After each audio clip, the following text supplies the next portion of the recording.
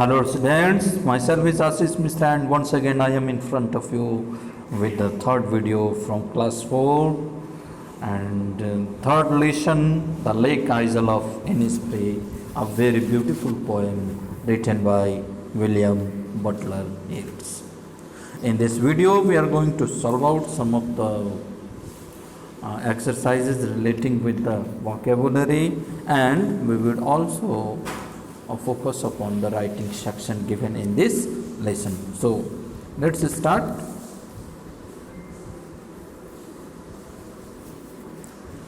Choose the correct answer from the options given.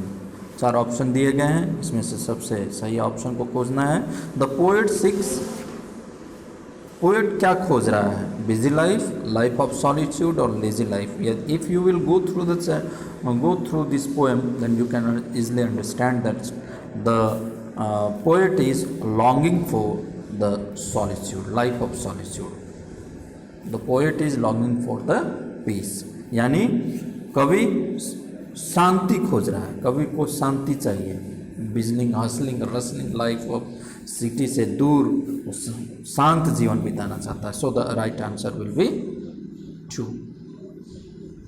Life of solitude. Now let's move to the other question.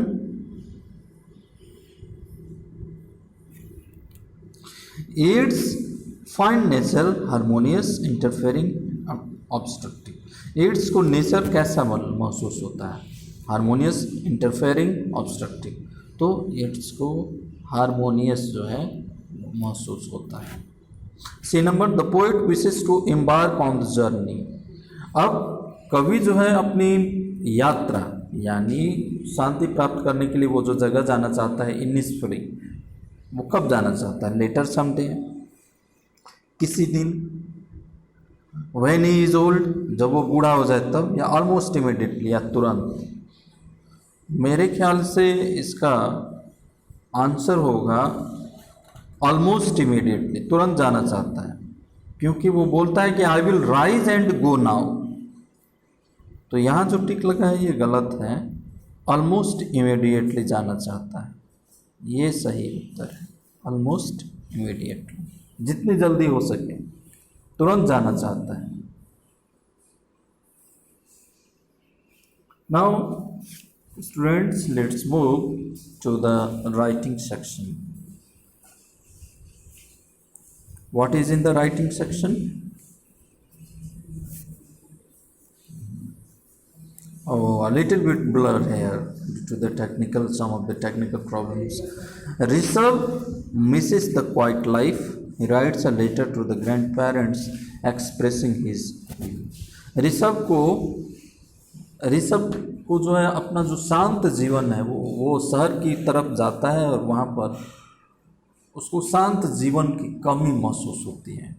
इस वजह से वो एक चिट्ठी अपने ग्रैंड पेरेंट्स, अपने दादा दादी जी के पास लिखता है और उसमें अपने विचार प्रकट करता है कि गांव की लाइफ, रूरल एरिया और अर्बन एरिया दोनों के जीवन में कितना फ़र्क है. मैंने छोटी सी कोशिश की है. I have already done it for you. Let's start.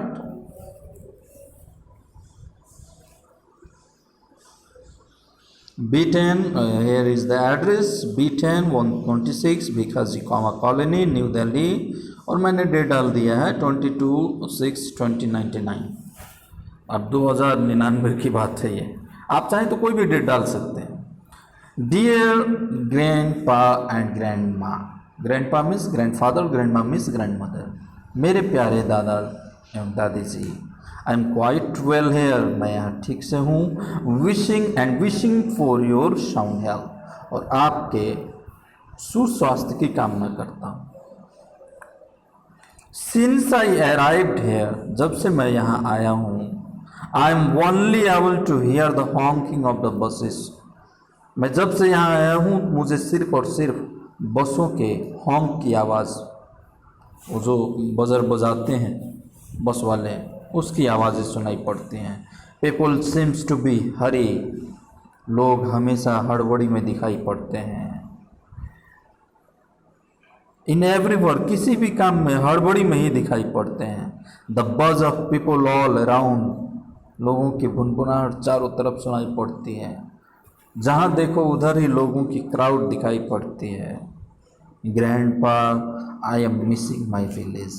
दादाजी, मुझे अपने गांव की बहुत याद आ रही है। Where the vast greenery field stretches, जहाँ दूर दूर तक हरे भरे खेत नज़र आते हैं। Instead of हॉन्क of buses, rickshaw etcetera, बसों के हॉन्क, रिक्शा पुलर्स की आवाज़ों के अलावा, इन सब के अलावा, आई am missing sorry instead of हॉन्क of buses, हॉन्क of buses के बावजूद आई am missing the chirping of birds at my village. यानी मुझे गांव में चहकती हुई चिड़ियों की चहचहाहट की कमी महसूस होती है। बसों की आवाज़ सुन करके मैं पक गया हूँ, थक गया हूँ। मुझे अपने गांव में चहकती हुई चिड़ियों की आवाज़ अच्छी लगती है, मैं उसे मिस कर रहा हूँ।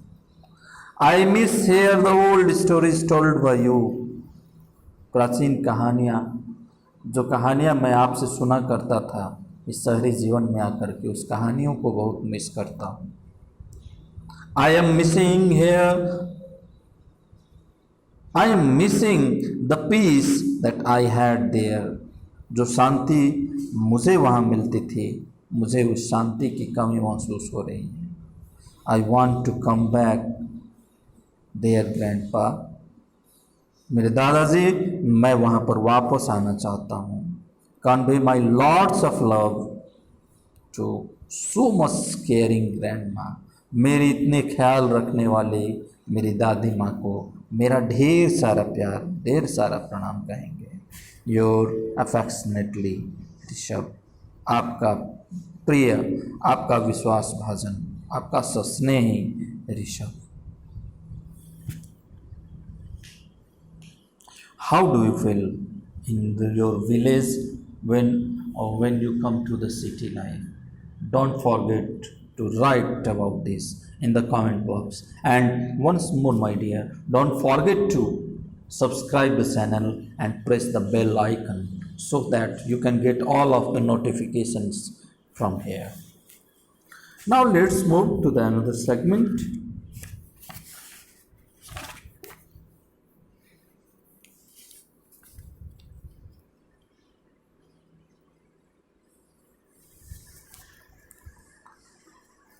Some adjectives are often followed by the particular preposition. कुछ ऐसे भी एडजेक्टिव हैं जो कि प्रीपोजिशन के द्वारा फॉलो किए जाते हैं, जैसे amazed at, jealous of, equal to. यहाँ टू जो है ये प्रीपोजिशन है और इक्वल जो है ये एडजेक्टिव है। जीलस एडजेक्टिव है, ऑफ जो है प्रीपोजिशन है। तो ये फ्रेज बनाता है, यानी the combination of adjective with the preposition, ये एक फ्रेजल वर्ब कभी कभी निर्माण करते हैं और आपको इन्हीं फ्रेजल वर्ब के आधार पर कुछ सेंटेंसेस बनाने हैं। मैंने नंबर यहाँ डाल दिया है और उसी के अनुसार मैंने कर दिया है। सबसे पहला है amazed eight, I am amazed at your astounding performance, मैं तुम्हारे इस हतप्रभ कर देने वाले परफॉर्मेंस से काफ़ी चकित हूँ, तुम्हारे बेहतरीन प्रदर्शन से मैं चकित हूँ। Second, jealous of, Riya is jealous of Ankita's beauty, Riya Ankita की सुंदरता से ईर्ष्या करती है, यानी रिया को अंकिता की सुंदरता से जेलसी है। Third, equal to, 2 + 2 is equal to 4, बहुत आसान है। 4, essential for, nutrients are essential for our body, यानी जो पोषक तत्व हैं वो हमारे शरीर के लिए जरूरी हैं। आइडेंटिकल टू,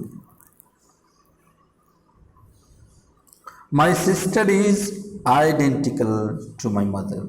मेरी जो बहन है वो मेरे माता के सदृश दिखाई पड़ती है। Famous for, my town Katihar is famous for jute mill. Katihar jute mill के लिए प्रसिद्ध है। Fond of, I am fond of eating, मुझे खाना बहुत पसंद है। Junior to, Ram is junior to Hari. Ram जो है वो हरि से जूनियर है। Now let's move to the last segment of this chapter, of this lesson, sorry. Match the words with the column A to their correct antonyms in the column B. Words column A में कुछ words दिए गए हैं और इसके ठीक विपरीतार्थी शब्द यानी उल्टे शब्द जो एंटोनियम्स हैं उनसे आपको मैचिंग करना है। I have already done it for you. Abundant, abundant का जो उल्टा होगा वो होगा स्कार्स। एबंडेंट माने प्रचुर, स्कार्स मतलब कमी। वर्चू, वर्चू का मतलब होता है गुण और वाइस का मतलब क्या हो जाएगा? अवगुण, दोष। सर्टेन, सर्टेन का अर्थ होता है निश्चित और इसका उल्टा क्या होगा? डाउटफुल, अनिश्चित, शंकास्पद। चीयरफुल, जो व्यक्ति काफ़ी खुश रहता हो, चीयरफुल, और इसका उल्टा क्या होगा? ग्लूमी, बहुत मायूस रहने वाला, दुखी रहने वाला। वाइल्ड, वाइल्ड का मतलब होता है जंगली और टेम का मतलब होता है पालतू।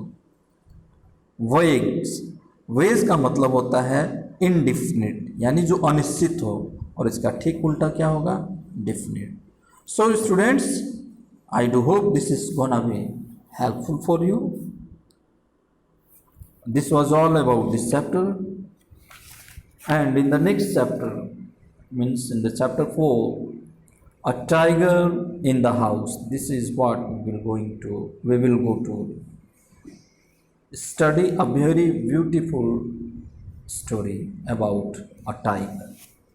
Till then, don't forget to revise this lesson. Thank you so much. Keep learning. Stay safe. Stay blessed.